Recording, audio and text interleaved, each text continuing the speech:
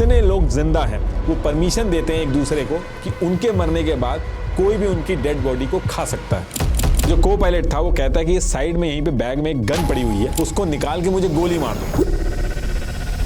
जितनी भी लड़कियां थी प्लेन के अंदर उनकी लिपस्टिक और नेल पेंट इकट्ठा करते हैं और प्लेन की छत पे SOS लिखना स्टार्ट करते हैं। कुछ लोगों ने तो जो सीट का लेदर कवर होता है उसको खाना स्टार्ट कर दिया था। जो लोग हेजिटेंट थे अपने यार दोस्त फैमिली मेंबर की डेड बॉडी को खाने के लिए, वो भी रेडी हो जाते हैं और खाने लगते हैं। रात हो चुकी थी, चारों तरफ स्नो गिर रही थी, 0 डिग्री टेम्परेचर था।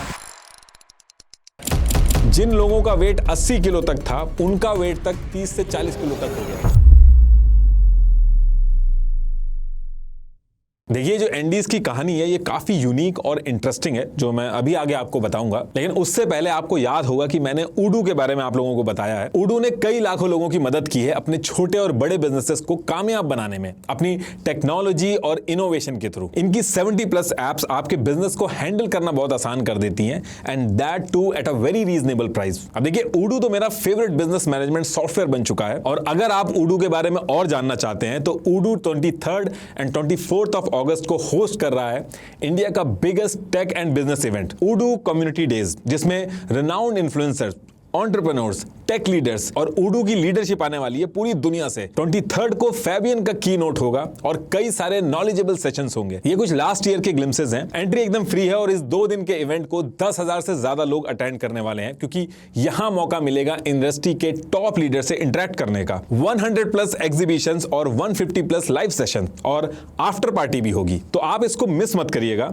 Register yourself with the link in the description. Location of the event is Mahatma Mandir convention and exhibition centre, Gandhinagar, Gujarat. तो टॉपिक पे वापस आते हैं। ये देखिए, ये इंडिया से वेस्ट की तरफ ये है उरुग्वे और ये है चिली। अब उरुग्वे के अंदर एक ओल्ड क्रिश्चियंस क्लब की एक रग्बी टीम थी और वहां पे काफी नाम था इस टीम का। इनफैक्ट ईयर 1968 और 1970 में इस टीम ने नेशनल चैंपियनशिप जो होती है वो भी जीती थी। तो हर साल ये लोग क्या करते थे कि अक्टूबर के मंथ में उरुग्वे से चिली की सिटी सैन डिएगो जाते थे और वहां पे जाके चिली की नेशनल रग्बी टीम और एक और टीम थी ओल्ड बॉयज नाम से, वहां पे जाके ये फ्रेंडली मैच खेलते थे। और जब ये मैच खेलने जाते थे तो ये अपने साथ फ्रेंड्स और फैमिली को भी ले जाते थे। एक तरह से वहां पे मैच भी खेलते थे ये लोग और एक वेकेशन भी हो जाती थी इन लोगों की। तो ऐसे ही हर साल की तरह ये जो रग्बी टीम थी, इसको ईयर 1972 में भी अक्टूबर के मंथ में सैन डिएगो चिली जाना था मैच खेलने के लिए। तो एज पर प्लान इनको अपनी फैमिली और फ्रेंड के साथ 12 अक्टूबर 1972 को उरुग्वे के करास्को इंटरनेशनल एयरपोर्ट से, वहां पे एक प्लेन था फेयरचाइल्ड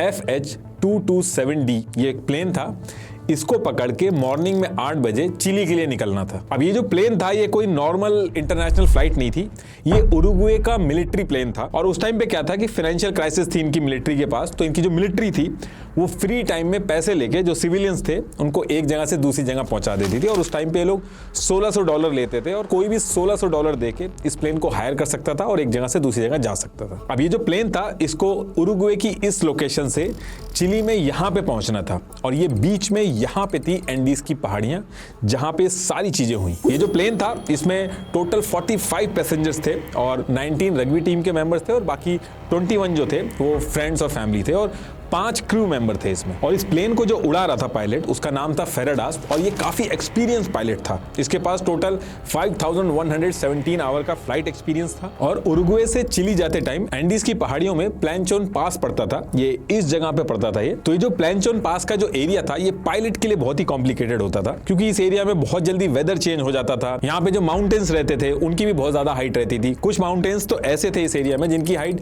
22,800 फीट से भी ज्यादा थी, और ये जो प्लेन था इसकी लिमिट 22,500 फीट तक ही थी। इस एरिया के अंदर जाते समय नेविगेशन में भी काफी दिक्कत आती थी। लेकिन ये जो पायलट था फेराडास, ये काफी एक्सपर्ट था इस एरिया में उड़ाने के लिए। इससे पहले इस एरिया में जो पायलट था इसने 29 टाइम्स इस प्लेन को ले जा चुका था और उसको इस एरिया के बारे में बहुत अच्छे से पता था। लेकिन ये जो पायलट था इसके साथ एक को पायलट भी था जिसका नाम था लगुरारा, जो कि एक ट्रेनी था। ये जो मेन पायलट था फेराडास, ये अपने इस ट्रेनी को पायलट लगुरारा को इस एरिया में प्लेन उड़ाने के लिए ट्रेन कर रहा था। तो इस प्लेन को ले जाते टाइम टाइम भी जो सारा कंट्रोल था वो फेराडास ने लगुरारा को दे रखा था ताकि उसको भी इस एरिया में चलाने का एक्सपीरियंस हो जाए। तो अब होता क्या है कि सुबह सुबह ये लोग उरुग्वे के एयरपोर्ट से निकलते हैं, लेकिन थोड़ी दूर चलने के बाद ही वेदर जो है वो काफी खराब हो जाता है, और जब वेदर बहुत ज्यादा खराब हो जाता है तो ये लोग मजबूरी में अर्जेंटीना के मेंडोजा में ही लैंड कर देते हैं और वेट करते हैं कि वेदर सही हो जाए। ये जो मेंडोजा एरिया था ये चिली से थोड़ा पहले पड़ता था, ये इस जगह पे देखेंगे आप तो यहाँ पे पड़ता था। अब जब यहाँ पे लैंड करने के बाद ये लोग वेदर सही होने का वेट कर रहे थे, तो इसी चक्कर में इनको यही मेंडोजा में ही सारी की सारी रात निकालनी पड़ जाती है। और जब ये मेंडोजा में रुके थे तो इन लोगों ने बाहर निकल के प्लेन से काफी खरीदारी वगैरह भी की थी, यहाँ से इन्होंने वाइन खरीदी थी, लेकिन इनको बिल्कुल भी आइडिया नहीं था कि आगे चल के इस वाइन की बोतल की एक एक बूंद इनकी जान बचाने के काम आएगी। अब इसके बाद अगले दिन यानी कि 13 अक्टूबर 1972 को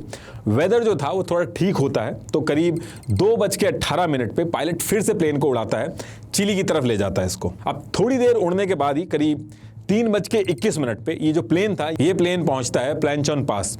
अभी तक कोई यहाँ पे दिक्कत वाली बात नहीं थी। अब यहाँ पे पहुंचने के बाद ये जो को पायलट था वो रेडियो से सैन डिएगो चिली के एयर ट्रैफिक कंट्रोलर ATC से कनेक्ट करता है और इन्फॉर्म कर देता है कि हम लोग प्लानचॉन पास में पहुंच गए हैं और करीब 3:32 पे क्यूरिको जो कि चिली के अंदर है वहां पे पहुंच जाएंगे। अब यहां तक तो कोई दिक्कत नहीं थी, लेकिन इसके ठीक 3 मिनट बाद यानी कि 3:24 पे ये जो को पायलट था लगुरारा दोबारा से चिली के एयर ट्रैफिक कंट्रोलर को रेडियो से कनेक्ट करता है और कहता है कि हम इस टाइम पे चिली के क्यूरिको में पहुंच गए हैं और नॉर्थ की तरफ हम लोग टर्न ले रहे हैं और थोड़ी देर बाद ही हम सैन डिएगो चिली पहुंचने वाले हैं, तो हमें लैंड करने की परमिशन दे दो आप। अब ये जो क्यूरिको है ये चिली के अंदर यहाँ पे पड़ता है। अब जैसे ये बात एयर ट्रैफिक कंट्रोलर जो था उसका नाम एनरिके था, वो ये बात सुनता है, वो हैरान हो जाता है कि ये कह क्या रहा है, क्योंकि प्लानचॉन पास से क्यूरिको पहुंचने की जो टाइमिंग थी वो नॉर्मली 11 मिनट लगते हैं वहां तक पहुंचने में, और ये जो को पायलट है बस 3 मिनट बाद ही कह रहा है कि इनका प्लेन जो है वो चिली के क्यूरिको में पहुंच गया है। लेकिन सैन डिएगो के कंट्रोल में बैठा ये जो एनरिके था इस चीज को पूरी तरीके से इग्नोर कर देता है और प्लेन की हाइट को कह देता है कि 10,000 फीट पे ले आओ, और प्लेन की हाइट 10,000 फीट पे लाने के लिए बोल के लैंडिंग की परमिशन दे देता है। तो अब 3:30 पर ये लास्ट कॉन्वर्सेशन हुई थी इस प्लेन के साथ। अब यहाँ पे ये जो चीज हुई थी इस नौसिखिया को पायलट की एक बहुत बड़ी गलती थी, जिसकी वजह से इस प्लेन के 45 लोगों की जान अब पूरी तरीके से खतरे में आ चुकी थी।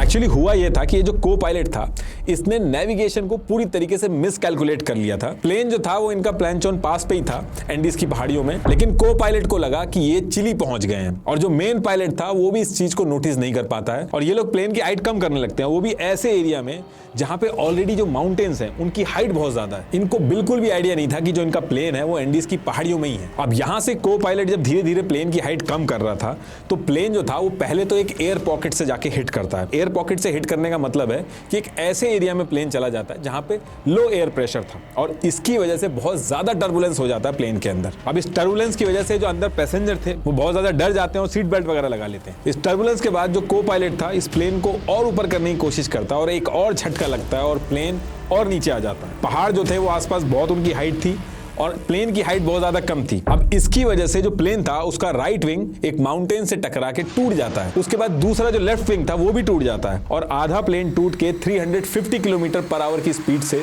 सीधे जमीन में आके गिरता है। अब जैसे ही एक्सीडेंट होता है 5 लोगों की तो तुरंत डेथ हो जाती है और जो 7 लोग थे उनका पता ही नहीं चलता कि वो इस एक्सीडेंट के बाद गए कहां। तो ये जो टोटल 45 पैसेंजर थे प्लेन के अंदर, इस एक्सीडेंट के बाद अब खाली 33 बचे थे और प्लेन के अंदर हर कोई जख्मी था, कोई बेहोश था, किसी के पेट में सीट की रॉड घुस गई थी, एक पैसेंजर का जो पैर था वो टूट के बाहर निकल गया था।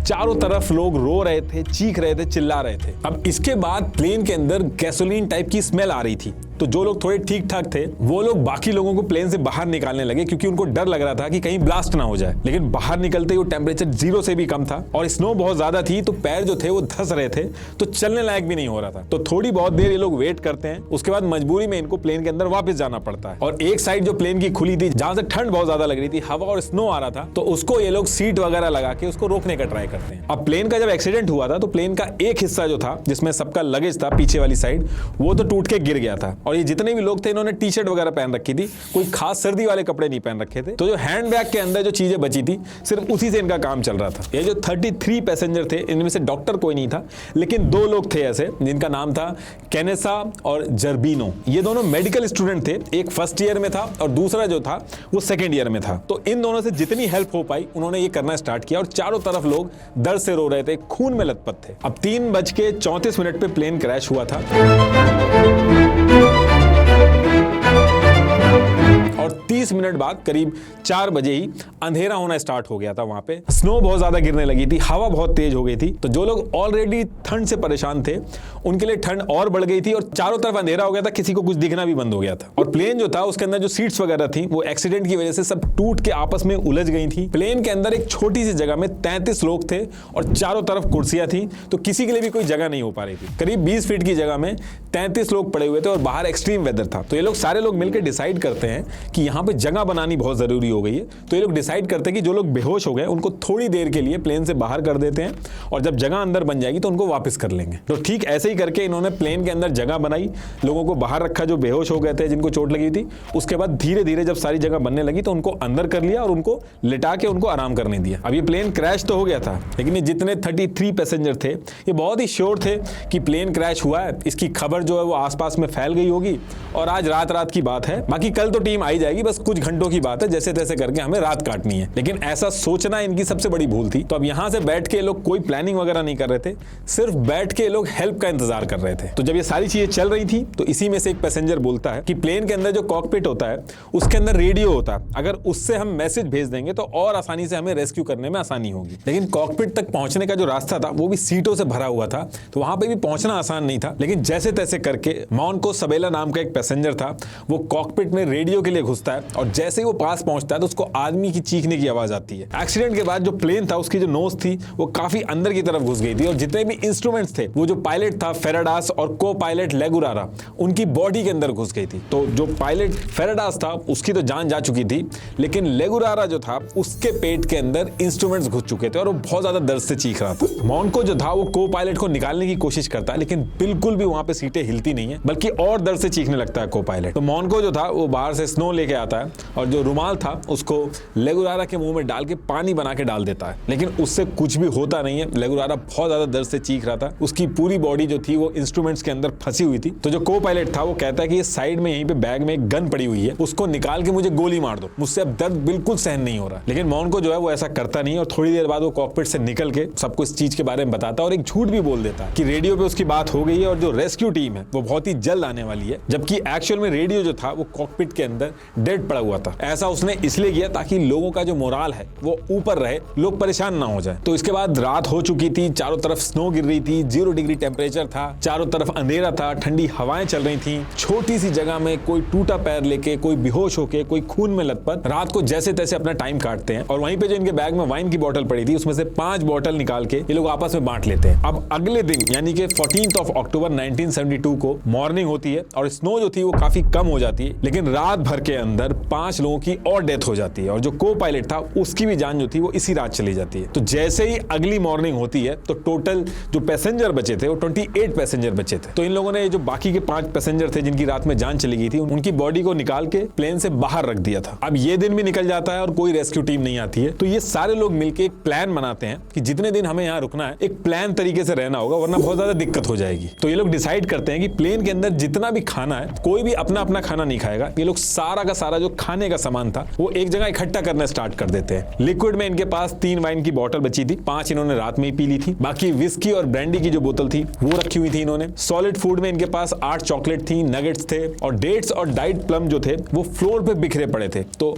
भले ही वो जूतों के नीचे आ गए थे, इन सब लोगों ने एक एक चीज इकट्ठी करी और खाने का जो सामान था एक जगह इकट्ठा करके रख दिया और एक आदमी को जिम्मेदारी दे दी कि वही सबको बांटेगा और बराबर बांटेगा। अब जो खाना था वो 28 लोगों के लिए तो बहुत ही कम था और टीम कब आएगी रेस्क्यू वाली ये किसी को आइडिया नहीं था। तो लंच टाइम पे ये लोग चॉकलेट जो थी उसकी एक बाइट और डिओड्रेंट का जो ढक्कन होता है उसके अंदर वाइन डाल के सबको बांट देते थे। अब पानी के लिए आसपास काफी स्नो पड़ी थी, लेकिन टेम्परेचर की वजह से उसको मेल्ट करने में बहुत इशू आ रहा था। तो जब प्यास लगती थी तो इनको खा के उसको आराम नहीं आता था, ये पानी की तरह उसको पीना चाहते थे, तो ये मुंह में डाल के मेल्ट करते थे। कुछ लोग बॉटल के अंदर स्नो डाल के कई घंटों तक शेक करके उसको पानी बनाते थे और फिर अपनी प्यास मिटाते थे। लेकिन ये पानी बनाने वाला जो सिस्टम था ये भी काम आसान नहीं था, क्योंकि आसपास जितना भी स्नो था वो पीने लायक नहीं था। एक तो प्लेन के आसपास प्लेन का जो ऑयल था वो बिखरा हुआ था, ब्लड जो था वो चारों तरफ फैला हुआ था, प्लस ये लोग जो आसपास जाके यूरिनेट वगैरह कर रहे थे तो स्नो जो था वो दूर दूर तक बहुत ही खराब हो चुकी थी। और बूट वगैरह थे नहीं, तो किसी को थोड़ी सी भी प्यास लगती थी तो बहुत दूर जाके स्नो लेके आनी थी और फिर जाके पानी पीना था। तो इन सारी चीजों में बहुत एनर्जी लगती थी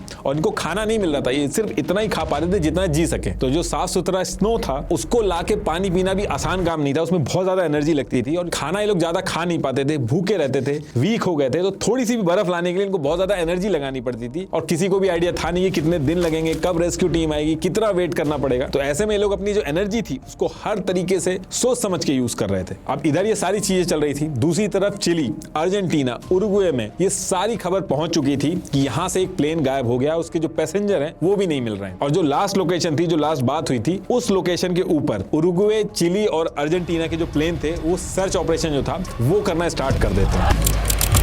तो जब ये सर्च ऑपरेशन चल रहा था तो इसी बीच में एक प्लेन इनके ऊपर से निकलता है, तो ये सारे लोग भाग के बहुत ज्यादा हल्ला करते हैं, इशारे करते हैं, लेकिन जो सर्च ऑपरेशन वाला प्लेन था वो देख नहीं पाता है। दोबारा फिर से एक प्लेन निकलता है, लोग खूब हल्ला वगैरह इशारा करते हैं, लेकिन वो भी नहीं देख पाता, क्योंकि इनका जो प्लेन क्रैश हुआ था वो व्हाइट कलर का था और चारों तरफ व्हाइट पहाड़ियों के बीच में व्हाइट स्नो के अंदर व्हाइट कलर का प्लेन जो था वो उसके अंदर धंसा हुआ था, तो उसका मिलना बहुत ज्यादा मुश्किल हो रहा था। तो ये सारी चीजें लोग डिस्कस भी करते हैं कि प्लेन भी व्हाइट है तो मिलना बहुत मुश्किल होगा। तो ये लोग डिसाइड करते हैं कि अगर हम किसी तरीके से प्लेन के ऊपर SOS लिख दें तो शायद इन लोगों की जो नजर है वो हम पे पड़ जाए और हमें आसानी से रेस्क्यू किया जा सके। ये जितनी भी लड़कियां थी प्लेन के अंदर उनकी लिपस्टिक और नेल पेंट इकट्ठा करते हैं और प्लेन की छत पे SOS लिखना स्टार्ट करते हैं, लेकिन ये आधा ऐसी बना पाते हैं कि लिपस्टिक और नेल पेंट जो था वो खत्म हो जाता। अब सर्च ऑपरेशन ये सारी कंट्रीज के जो पायलट थे वो कर तो रहे थे, लेकिन किसी को भी उम्मीद नहीं थी, क्योंकि मौसम इतना ज्यादा खराब था। सबको लग रहा था कि प्लेन अगर मिल भी जाएगा तो उसके अंदर जो पैसेंजर हैं वो जिंदा नहीं होंगे, तो वो भी सोच रहे थे जब मौसम सही होगा,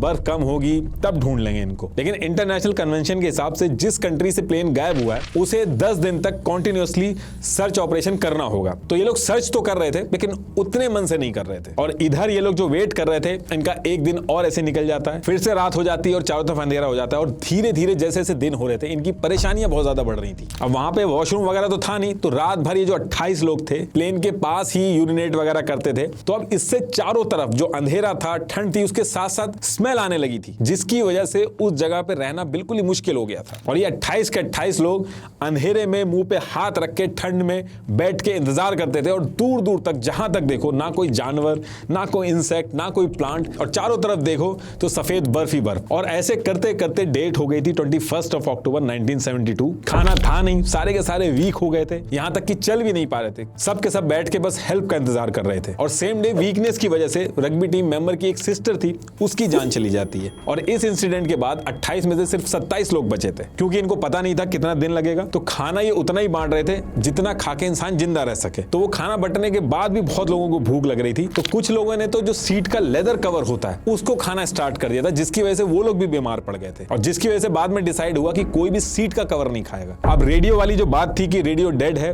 वो बात भी सब में पता चल गई थी। और उसी में एक टेक्निकल बंदा था मार्सेलो, जो ट्राई करता है कि रेडियो को कैसे भी बैटरी वगैरह लगा के सही किया जा सके ताकि हेल्प आ सके। और उस टाइम पे यही एक रास्ता इन लोगों को नजर आ रहा था कि अगर कैसे भी करके रेडियो अगर ऑन कर लें तो शायद हेल्प आ सकती है। तो जैसे तैसे करके कई दिनों के बाद मार्सेलो जो था उसने रेडियो को बैटरी से कनेक्ट करके ऑन कर लिया था। लेकिन इसमें दिक्कत ये हो रही थी कि इधर से सिग्नल नहीं जा पा रहे थे। बस चिली के अंदर कुछ रेडियो स्टेशंस को वो पकड़ पा रहा था, तो वहां की जो न्यूज वगैरह थी बस वो ये लोग सुन पा रहे थे, इधर से कोई मैसेज नहीं जा पा रहा था। और फिर एक दिन मार्सेलो रेडियो को कंटिन्यूअसली सुन रहा था और वहीं पे वो एक खबर सुनता है कि उरुग्वे की जो रग्बी टीम वाला जो प्लेन था उसका सर्च ऑपरेशन रोक दिया गया है। अब रेडियो पे ये चीज सुन के मार्सेलो जो था वो सबको इकट्ठा करता है और कहता है कि गाइस एक गुड न्यूज है। अब सब लोग बहुत ही खुश हो जाते हैं और जैसे ही सब लोग इकट्ठा होते हैं तो मार्सेलो कहता है कि गुड न्यूज ये है कि सर्च ऑपरेशन बंद कर दिया गया है। अब इसको सुन के लोग बहुत ज्यादा गुस्सा हो जाते हैं, लेकिन ये कहता है कि गुड न्यूज ये इसलिए है क्योंकि अब यहां से ये चीज कंफर्म हो गई है कि यहां से निकलने का सिर्फ एक ही तरीका है, वो हमें खुद निकलना होगा, कोई हमारी हेल्प करने नहीं आएगा।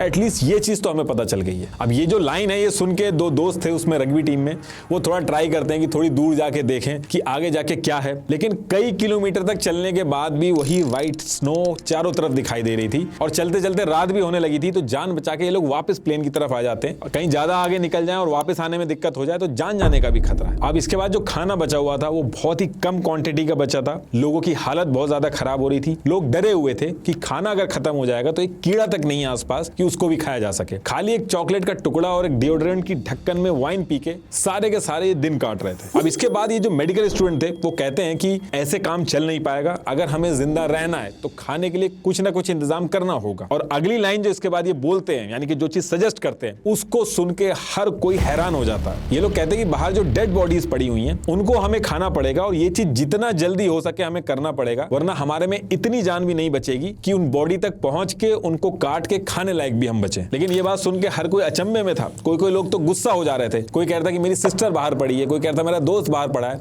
उनको हम कैसे खा लें। तो इसके बाद मल्टीपल डिस्कशन होता है और इसके बाद डेट आती है 29 अक्टूबर 1972। ये जो दिन था ये इन लोगों के लिए सबसे खराब दिन था, क्योंकि जो भी इंतजाम इन्होंने कर रखा था वो सारी चीजें तहस नहस हो जाती हैं। एक बड़ा एवलांच आ जाता है वहां पे और उसी एवलांच में 8 लोगों की जान चली जाती है और इनका सारा जो अरेंजमेंट था वो खत्म हो जाता है। अब इस इंसिडेंट के बाद सिर्फ 19 लोग ही जिंदा बचे थे और इन 19 बचे हुए लोगों के लिए चलना तक मुश्किल हो रहा था। जिन लोगों का वेट 80 किलो तक था उनका वेट तक 30 से 40 किलो तक हो गया और खाना एकदम खत्म हो रहा था। अब इनमें से एक पैसेंजर उठता है, वो ग्लास का टुकड़ा लेता है, जो प्लेन की ग्लास का टुकड़ा कटा हुआ था उसको लेता है, बाहर जाता है और जो डेड बॉडीज बाहर स्नो में फ्रीज होकर दबी पड़ी थी उनको छोटे छोटे पीस में काट के इन पीसेस को उठा के लेके आता है और प्लेन की छत पे रख देता है सूखने के लिए। और बाद में प्लेन की छत पे जाके एक पीस को उठाता है और निगल लेता है और इसको देख के बाकी 2 लोग और जाते हैं, वो भी इस पीस को उठाते हैं और मुंह में डाल के निगल लेते हैं। अब यहां से इन लोगों का जो मोराल था वो काफी डाउन होना चालू हो गया था। चारों तरफ बर्फ दिख रही थी, सर्च ऑपरेशन बंद हो चुका था। इनकी रग्बी टीम के कई मेंबर ने गाना वगैरह गा के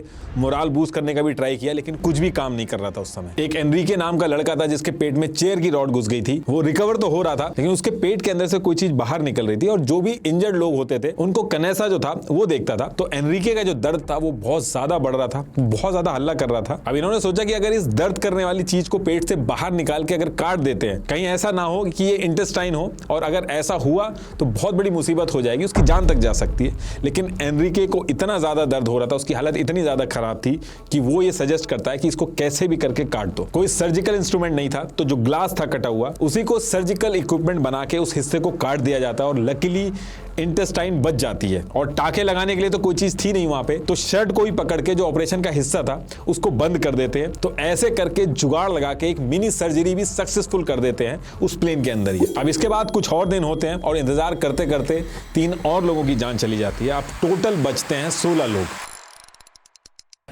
लेकिन इस टाइम तक एक चीज हुई थी कि इन लोगों को ये चीज समझ में आ गई थी कि अब बाहर से कोई मदद नहीं आने वाली और अगर इन्होंने अब कुछ नहीं किया तो ये लोग भी मारे जाएंगे और अपनी मदद खुद ही करनी पड़ेगी, कोई बचाने नहीं आएगा। तो इसके बाद जो लोग हेजिटेंट थे अपने यार दोस्त फैमिली मेंबर की डेड बॉडी को खाने के लिए, वो भी रेडी हो जाते हैं और खाने लगते हैं। और ये लोग एक पैक्ट भी बनाते हैं कि जितने लोग जिंदा हैं वो परमिशन देते हैं एक दूसरे को कि उनके मरने के बाद कोई भी उनकी डेड बॉडी को खा सकता है। अब इसके बाद ये लोग डिस्कस करते हैं और एक प्लान बनाते हैं कि ऐसे बैठ के मौत का इंतजार करना, इससे कोई फायदा नहीं है, अब हमें खुद ही कुछ करना पड़ेगा अगर यहां से निकलना है। तो जिस जगह पे ये प्लेन था उसके ईस्ट साइड में तो सब खुला पड़ा था, दूर दूर तक सफेद बर्फ दिख रही थी, लेकिन वेस्ट साइड में पहाड़ थे। तो ये लोग डिस्कस करते हैं कि एक ऐसी भी पॉसिबिलिटी हो सकती है कि इस पहाड़ के दूसरी तरफ शायद कोई चीज हो, शायद बर्फ ना हो और शायद कुछ पेड़ पौधे या कुछ और चीज हो जिससे उनकी जान बच सके। तो अगर किसी तरीके से पहाड़ पे चढ़ जाया जाए तो दूसरी साइड शायद कुछ रास्ता निकल के आ जाए, क्योंकि बाकी जितनी भी तरफ आप देख रहे थे दूर दूर तक स्नो ही दिख रही थी। और इस चीज के लिए हर कोई एग्री हो जाता है कि ये चीज हमें ट्राई करनी चाहिए। अब 20 नवंबर की डेट आ चुकी थी और ये लोग एक डिटेल प्लान बनाते हैं वेस्ट साइड में जो पहाड़ था उसके ऊपर चढ़ के दूसरी तरफ जाने के लिए। सबसे पहले पहले ये 16 लोगों में से टीम सेलेक्ट करते हैं कि कौन पहाड़ चढ़ेगा। इसके लिए ये लोग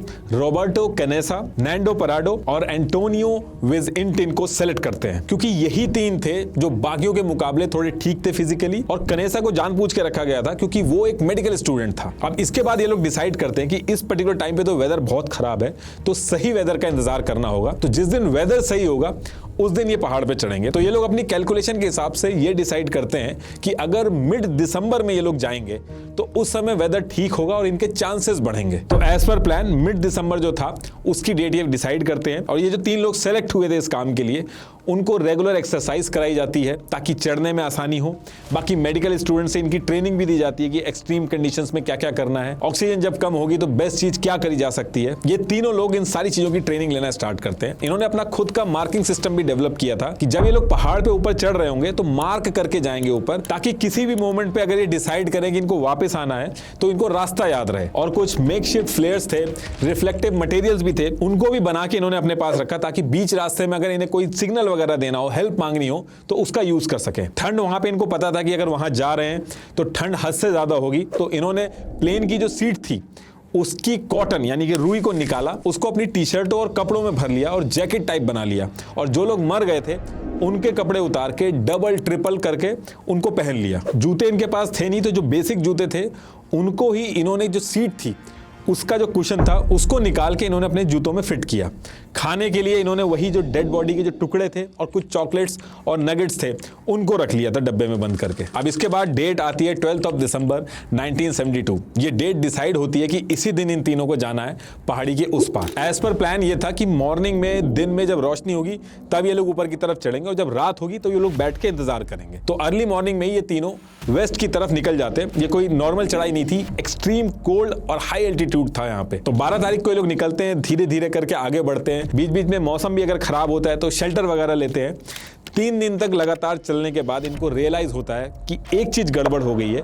जो खाना ये अपने साथ लेके आए हैं वो 100% तीनों के लिए कम पड़ जाएगा। तो जब ये तीनों को ये चीज रियलाइज हो गई कि खाना कम पड़ जाएगा और किसी ना किसी की जान आगे चल के जाएगी, तो 15 दिसंबर को ये डिसाइड करते हैं कि जो एंटोनियो है इसको वापस प्लेन के पास भेज देते हैं और ये जो दोनों हैं यही दोनों आगे कंटिन्यू करेंगे। तो ये डिसाइड करने के बाद एंटोनियो को भेज देते हैं। एंटोनियो जो था वो अपना खाना जो था वो इन दोनों को दे देता है। और पहाड़ी पे चढ़ना तो बहुत ज्यादा मुश्किल था, लेकिन उतरने में थोड़ी सी आसानी थी। मार्किंग ऑलरेडी कर रखी थी इन लोगों ने, बस स्लाइड करके नीचे पहुंचना था। तो जो एंटोनियो था वो बहुत ही कम टाइम में अपने प्लेन के पास, अपने सारे दोस्तों के पास पहुंच गया था और वो बताता है कि वो दोनों आगे जो जर्नी है उसको कंटिन्यू कर रहे हैं। अब इधर ये दोनों धीरे धीरे करके ऊपर चढ़ रहे थे। 18 दिसंबर को एक दिन इनके ऊपर से प्लेन भी निकलता है। ये लोग बहुत हल्ला करते हैं, इंडिकेटर वगैरह जो इन्होंने बनाए थे सब दिखाते हैं, लेकिन कुछ नहीं होता है। अब इसके अगले दिन भी ये पूरी तरीके से चढ़ते रहते हैं, यानी कि 19 दिसंबर को भी ये पूरा दिन चढ़ते हैं। अब इसके बाद डेट आती है 28 दिसंबर 1972। इसी दिन इनको पहाड़ी के टॉप पे पहुंचना था। अभी तक ये लोग करीब 60 किलोमीटर से ज्यादा की दूरी तय कर चुके थे। चढ़ते चढ़ते इनको 8 दिन से ज्यादा हो चुका था। और जब ये टॉप पे पहुंचने वाले थे तो ये दोनों बहुत ही ज्यादा नर्वस थे। ये बहुत ज्यादा नर्वस इसलिए थे क्योंकि अगर टॉप पे चढ़ने के बाद फिर आगे अगर सफेद पहाड़ियां ही दिखी तो ये चीज तो कंफर्म हो जाएगी कि ये लोग अब यहां से जिंदा नहीं बचेंगे। अब ये लोग डरते हुए, भगवान का नाम लेते हुए पहाड़ी के टॉप पे पहुंचते हैं। और लकीली एक पहाड़ी इनको ऐसी दिखती है जिसपे स्नो नहीं थी, उस पे हरियाली दिख रही थी और इनको एक रिवर भी दिखती है। ये लोग बहुत ज्यादा खुश हो जाते हैं। करीब 70 दिन से भी ज्यादा हो गए थे इनको यहाँ पे रुके हुए और इतने दिनों में पहली बार पेड़ देख के ये लोग बहुत ज्यादा खुश हो गए थे। एटलीस्ट यहाँ से इनको ये तो लगने लगा था कि खाने के लिए अब इन्हें कुछ पेड़ पौधे या फ्रूट्स वगैरह मिल जाएंगे, किसी इंसान को नहीं खाना पड़ेगा। और कुछ होप भी दिखी थी इन्हें। ये देखिए, ये जो पॉइंट 3 और 4 है मैप में, यहाँ पे थे और पॉइंट 9 पे पहुंचना था। अब यहाँ से ये लोग, ये जो मैप में 6 पॉइंट है, यहाँ पे जाके रिवर को फॉलो करने लगते हैं। अब इसके बाद भी स्नो वगैरह तो नहीं थी, लेकिन उसके बाद भी जो चलना वहां पे और रास्ता आसान नहीं था, जान इनमें बिल्कुल भी थी नहीं। और चलते चलते एक रात और हो जाती है। एक रात वहीं रास्ते में निकालते हैं और वहीं रिवर के साइड में वेट करते हैं। अब जैसे ही सुबह उठते हैं रिवर के पास, तो रिवर के ऑपोजिट साइड में इनको कुछ गाय दिखती है और एक मैगी का पैकेट भी दिखता है और कुछ जलती हुई लकड़ियां भी दिखती है जो बुझ चुकी थी। तो इसको देख के लोग बहुत ज्यादा खुश हो जाते हैं। इनको ऐसा लगता है कि यहाँ पे लोग आते जाते होंगे और इनको हेल्प जरूर मिल जाएगी। रिवर जो थी वो बहुत ही बड़ी थी, उसमें बहुत ज्यादा पानी बह रहा था और उसको पार करना आसान नहीं था। और थोड़ी देर बाद ये लोग जब बैठ के वहां इंतजार कर रहे थे तो एक आदमी रिवर के दूसरी तरफ घोड़े पे बैठ के आता है। अब जैसा मैंने बताया, रिवर बहुत बड़ी थी उसमें पानी बहुत ज्यादा बह रहा था, तो पानी की आवाज से ये लोग इधर से कुछ बोल रहे थे तो उधर तक आवाज ही नहीं पहुंच रही थी। तो एक तरफ से दूसरी तरफ कम्युनिकेशन नहीं हो पा रहा था। ये लोग इधर से इशारा कर रहे थे लेकिन घोड़े पे जो बैठा हुआ था आदमी वो कुछ समझ ही नहीं पा रहा था। लेकिन लास्ट में घोड़े पे जो आदमी था वो काफी कुछ बोलता है, इनको बाकी कुछ तो सुनाई नहीं आता है, लेकिन एक वर्ड इनको सुनाई आता है, टुमारो। और उसके बाद वो आदमी वहां से चला जाता है। अब ये लोग आपस में डिस्कस स्टार्ट कर देते हैं कि शायद कल आने के लिए उसने बोला है। ये लोग बेसब्री से उसका इंतजार करते हैं। इनफैक्ट ये दोनों टर्न लगाते हैं, जब एक आराम कर रहा होता था तो दूसरा बैठ के इंतजार कर रहा होता था कि उधर से अगर कोई आएगा तो वहां से आवाज लगानी है। अब इसके बाद अगले दिन वो आदमी दोबारा आता है और इस बार जब आता है तो अपने हाथ में एक पेज और पेन लेके आता है और एक पेज पे लिखता है व्हाट डू यू वांट, और इसको एक पत्थर में लपेट के इन दोनों की तरफ फेंकता है। अब उसने जो लिखा था उसको पढ़ के इधर से ये लोग भी पेन से लिख के पत्थर में लगा के उस कागज को फेंकते हैं। उस कागज के अंदर लिखा था I come from a plane that fell in the mountains, I am Uruguayan. ये वो पूरा मैसेज लिखा था पेपर पे और ये वो ओरिजिनल पेपर है जो उन लोगों ने एक्चुअल में लिख के भेजा था। तो ये मैसेज जब वो पढ़ लेता है तो वो आदमी जो था वो सब कुछ समझ जाता है। उधर से वो कहता है आई अंडरस्टूड और वो जल्दी से लोकल अथॉरिटी को इन्फॉर्म करके हेल्प लेके आता है। और इसके बाद इन दोनों को रेस्क्यू कर लिया जाता है, हॉस्पिटल लेके जाया जाता है और फिर ये पूरी कहानी बताते हैं कि कैसे इनके बाकी के जो 14 दोस्त हैं वो प्लेन में किस जगह पे फंसे पड़े हैं और किस तरीके से इन्होंने टाइम काटा है। अब उधर दूसरी तरफ जहां पे प्लेन क्रैश हुआ था और जो 14 लोग थे वो वेट कर रहे थे और कोई भी रेडियो से हट नहीं रहा था। 9 दिन हो गए थे, 9 दिन ये पूरे टाइम उस रेडियो से चिपके रहे कि शायद इसी से कुछ न्यूज आएगी। और फिर इसके बाद 22 दिसंबर को रेडियो पे न्यूज आती है कि एंडीज में जो उरुग्वे का जो प्लेन क्रैश हुआ था उसके 2 सर्वाइवर मिल गए हैं और इनके 14 साथी जो हैं वो एंडीज की पहाड़ियों में हैं। और ये न्यूज सुन के ये 14 के 14 खुशी से रोने लगते हैं, चीखने लगते हैं, चिल्लाने लगते हैं। और फिर इसके बाद 2 हेलीकॉप्टर रेडी किए जाते हैं और इन दोनों से जो हॉस्पिटल में एडमिट थे, जिनका वेट 30 केजी से भी कम हो चुका था, इनसे बस पूछा जाता है कि आप आइडिया से बता दो कि कहां पे हैं वो लोग। ये दोनों खुद उस हेलीकॉप्टर में पहुंच जाते हैं और बताते हैं कि हमें एक एक चीज पता है, कहां पे हम जाके बताएंगे। और फिर ये जो हेलीकॉप्टर थे यहां से हर एक पैसेंजर को उठाते हैं और रेस्क्यू करके इनको बचा लेते हैं। 72 डेज तक इतनी एक्सट्रीम कंडीशन में सरवाइव करना, वो भी बिना खाने के, एक ऐसी कहानी है जो बताती है कि कोई भी सिचुएशन में अगर आप हिम्मत मत हारो तो किसी भी सिचुएशन से निकला जा सकता है। इस कहानी को लेकर बहुत ज्यादा कंट्रोवर्सी भी हुई कि इन लोगों ने आदमियों को खाया, ये नरबख्शी है, लेकिन एक्चुअल बात यह है कि ये हमारी हिस्ट्री की एक ऐसी कहानी है जिसको देख के इंस्पिरेशन ली जा सकती है। लास्ट में एक बार फिर से आपको बता दूं, ऊडू 23rd एंड 24th ऑफ अगस्त को होस्ट कर रहा है इंडिया का biggest tech and business event Odoo community days. तो इसको बिल्कुल मिस मत करिएगा। Thank you.